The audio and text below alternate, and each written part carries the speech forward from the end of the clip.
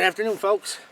I posted a video on using the flint and steel earlier. I recorded it a couple days ago. I think I uploaded it. It was this morning. I actually posted it, and I posted it to the Bushcraft USA forums. I got a lot of feedback. One, try hitting the flint against the striker. That works great. Thank you for that. But one thing that really struck me is really cool is Spork. Okay. Spork posted a video by Keith H. Burgess, and he showed how to do it a very, very traditional way. And the video is really good. It goes into depth on why they would use punk over char, which is punk's way better than char in my opinion. It always has been, even when I was using like fire steels and stuff with it. But he also put in a comment that hold on, let's see if I can talk. Alright, Spork put in a comment after the video, check out Sulfur Splints. So the Sulfur Splints, I was checking those out. They're totally cool. They're basically a match, the predecessor of the modern match. You wouldn't strike it. You would get your tinder going in your tinder box, okay, and then you would light it off of that. So I just happen to have like 5 pounds of pyrotechnic grade sulfur at my house for some of my backyard projects and whatnot that I can't post on YouTube. So I grabbed a couple spoonfuls of that, put it in a little dish, and we're going to do that.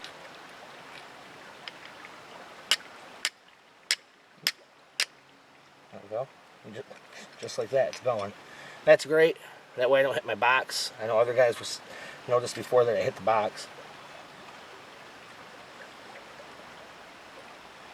Alright, here's another tip the guys gave me, was to hold this up like that.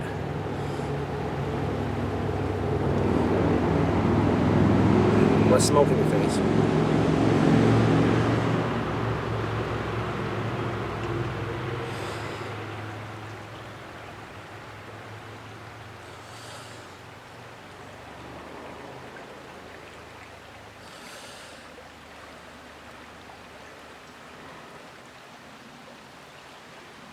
Sweating. It's hot out.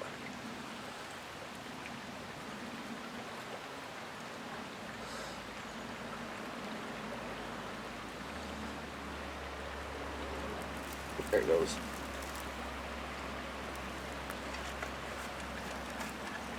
And I got some uncharred stuff in there. Close that up. It's a little warm. Set that off to the side. And got our fire going. Right there.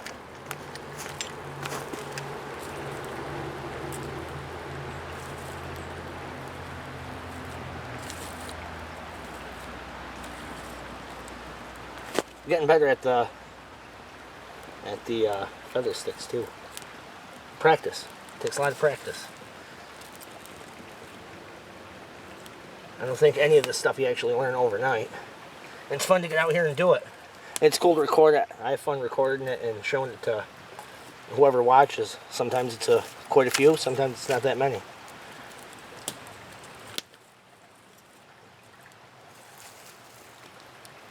Now, I went with this stuff before this stuff. This is obviously thinner, but this is split. That's going to take right off. And then we'll throw this stuff, crisscross it. A little crisscross applesauce. Make the fire.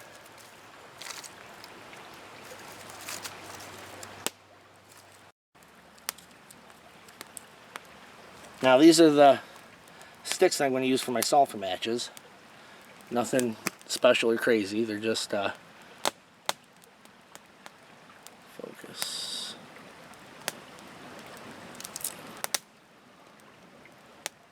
There we go. Just little twigs of cedar. I baton these down off of a piece of cedar. There we go. Yeah, it's orange shellac on my nails. Shellacking the wood for my canoe last night.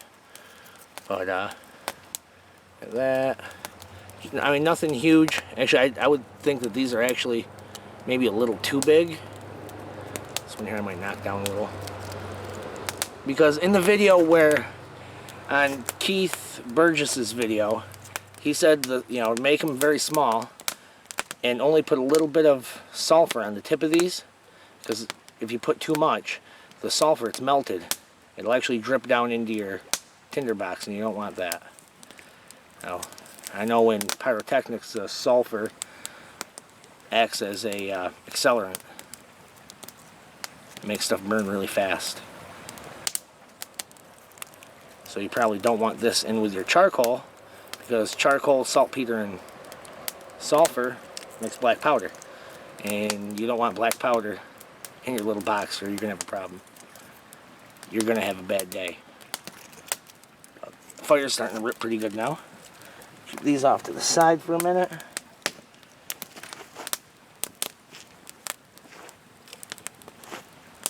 And in the video, in Keith's video,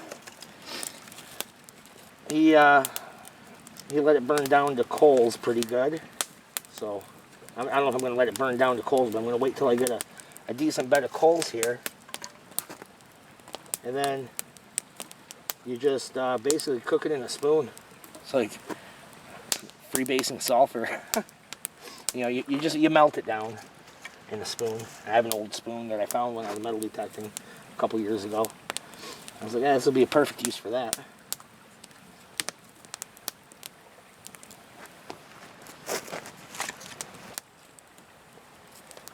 Because sulfur by itself, right here's my sulfur.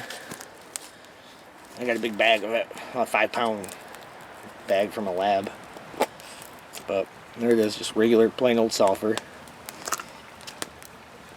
And if you sprinkle some into the fire, hear that?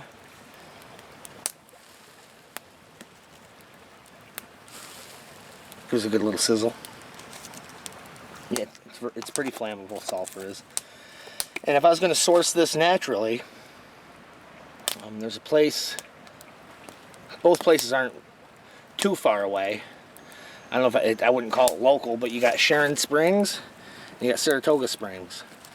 They're both sulfur springs from back in the day. And you could take I'm guessing the way I would do it, I think, is maybe take the water and just keep basically boiling it and collecting the sulfur that collects to the side of whatever I was boiling it in. You know, it's not really distilling. You're just cooking off all the water and getting what's, you know, the part that you need. You know, the sulfur. But that's if I wanted to like source it locally, like right from, you know, from the bush. I'd have to be in an area like that where sulfur is prevalent. But till then, I buy mine, and this is pure, like 99.997 pure. The label says. Is that it's pyrotechnic grade? Makes good flash powders and stuff like that. Okay, the fire's cooked down pretty good. There's still a lot of flame. I can just kind of pull some coals off to the side. And the way it was done in Keith's video, he just basically took a spoonful of this. I don't think you want it on the bottom too bad, because it will burn. But basically, put some in a spoon, and then you take that and hold it over the coals. So let's try that.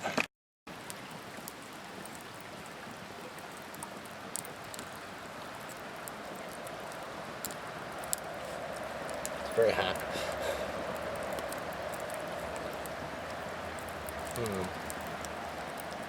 So I can get something to hold this while it cooks.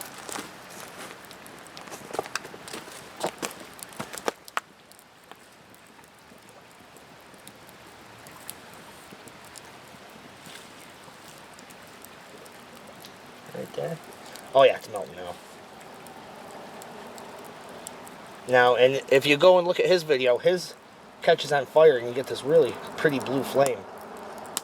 It's pretty light out. I'm not sure if you'll be able to see it here, but you can see that melting.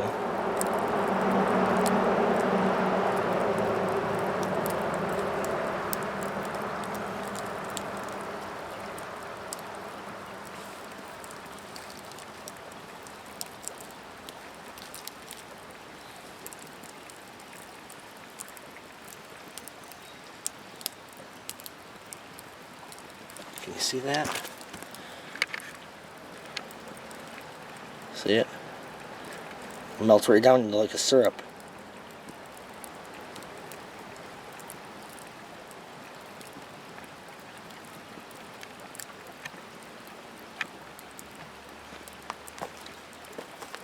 Now, basically, you take these and you just dip them in and get some on the end. I said don't put a lot on there because it'll drip. So we're gonna try that. I got some basically they're shavings, you know, that I actually split them, you know, batoned them out of a piece of cedar. Here's a couple of pieces of, I'm not sure what this is. It's almost like a piece of cherry, but that it's a twig.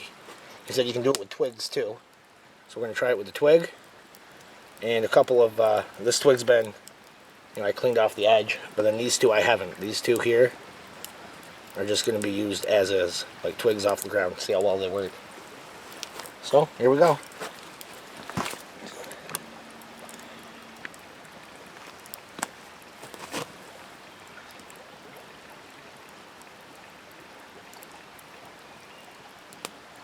One.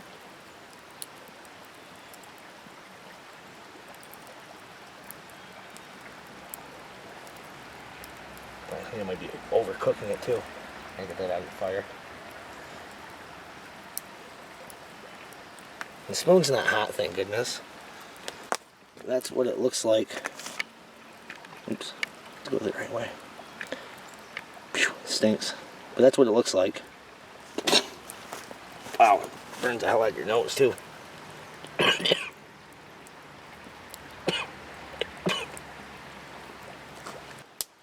you're doing this in daylight, know that you won't be able to see the flame. It's a very faint blue flame.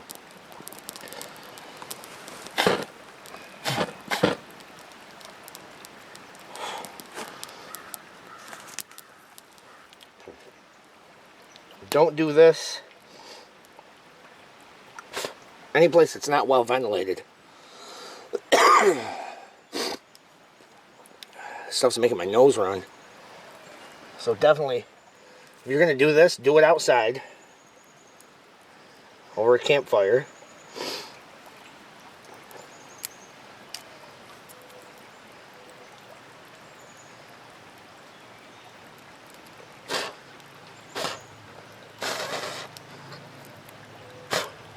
And know that this stuff here, it's a hot lit molten mineral at this point. It will burn the heck out of you if you get it on your skin. And it'll be a pain to get off. I mean, I have the creek right next to me, so I guess I'm kind of fortunate with that if it happened. But have water nearby. God forbid if you need it.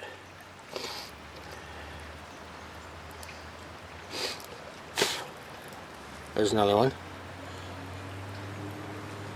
You guys can see that.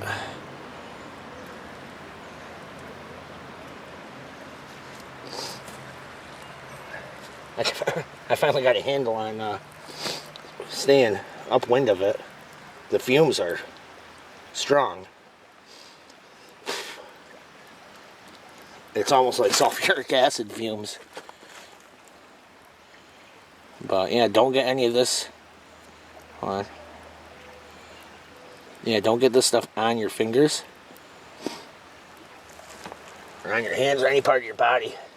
You're gonna have a bad day. I got like 3 more here I'm gonna do.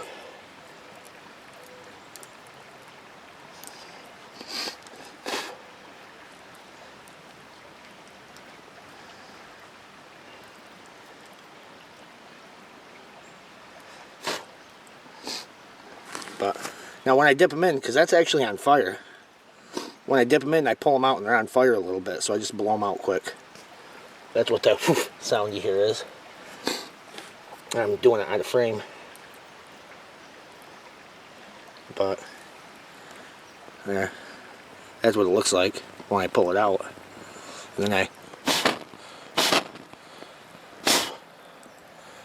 give it a little bit of that.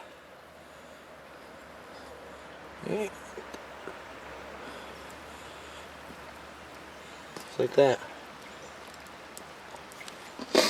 Now they didn't come out perfect. Well, I got one more. They didn't come out perfect by any means.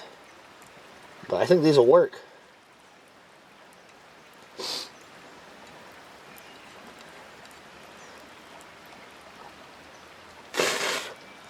There's one. Now that one there I think probably has a little too much on it. Right there. I think it's actually probably too much. See that?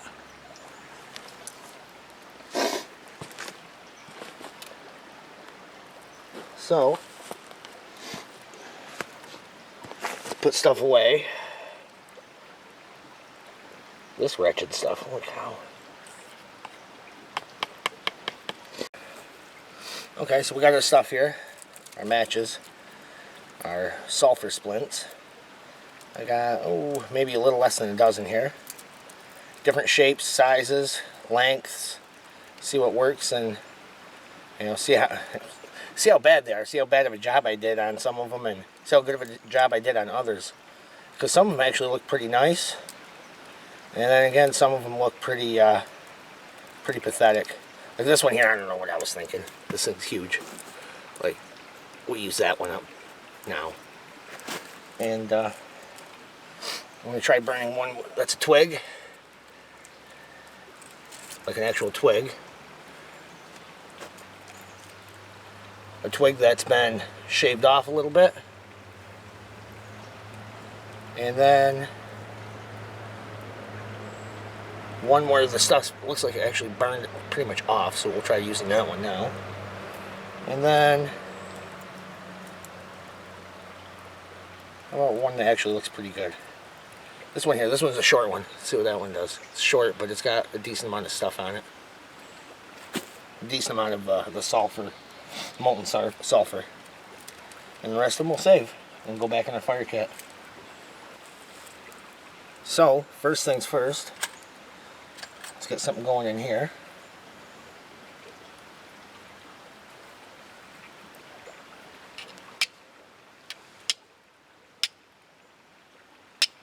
Oh, there we go. A couple of them went in. We're looking good with that.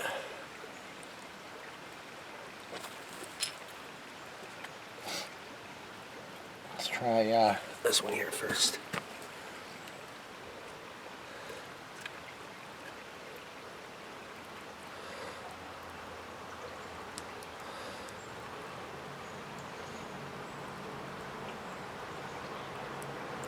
Oh, oh, oh, yes, we got fire. Look at that. Look at that. That's beautiful. Yo, I'm pretty excited. This is pretty neat. I like these. And the sulfur's awful to actually make it. The smell, I mean, but knowing that going forward, in Keith's video, he doesn't mention anything about that, and I should have known that obviously burning sulfur is going to stink to high heavens.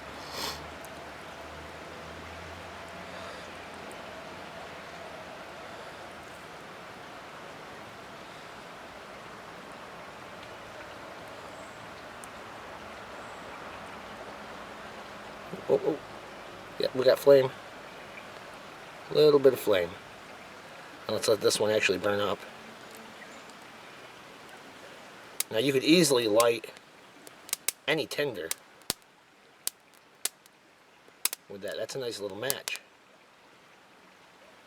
This one here I think was the one that, yeah, this one here had the stuff pretty much burnt right off of it. And that one lit just fine. I didn't have much on it at all. Like I said, most of it burned off. When I dipped it into the spoon, the stuff catches on fire. This must have been one of the first ones I did.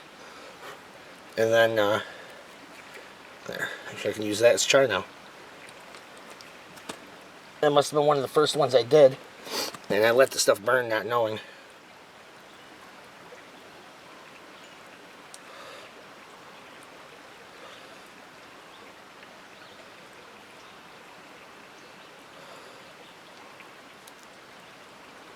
There we go.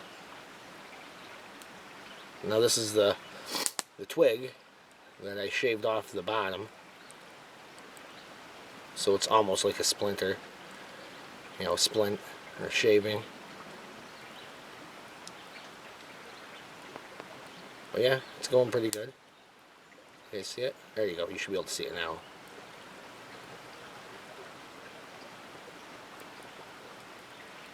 That's darn good. Yeah, another piece of char. Now here's just the regular twig.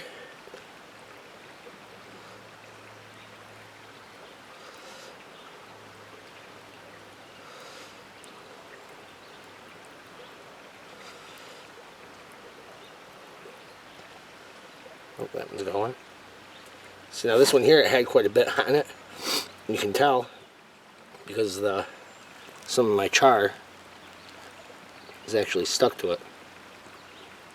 But it's fine, it's going. And this is the twig that's, you know, just snapped off of a branch. You know, it's a dead branch, the twig's dead. But it's going. It doesn't go as good. You know, I can tell it's not burning as good as the other stuff. You know, the stuff that's actually split that you put a little more effort into. The stuff you put more effort into works a lot better. This one's still here. This one here still has some stuff bubbling on it. So I'm not going to break this piece off and put it back in, because I don't want any sulfur mixed in with my char. So that will go right in the fire. And now, the grand finale. The big kahuna. Big kahuna burger right here, boys. This one's big.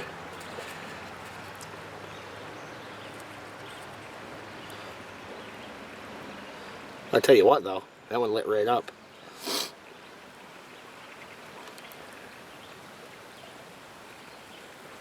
Quick.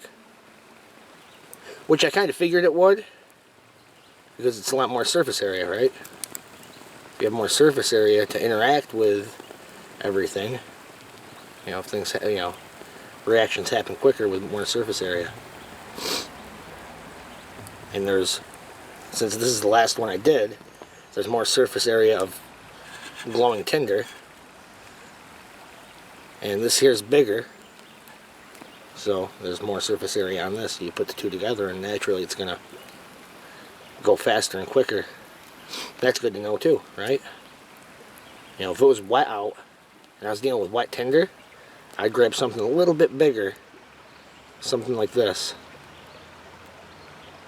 because I know this is going to burn for quite a while, dry enough to dry out any damp or even wet tinder at this point. Alright, there you have it, folks. You got sulfur splints. Great little matches. These are like the predecessor of today's matches, the matches that you strike.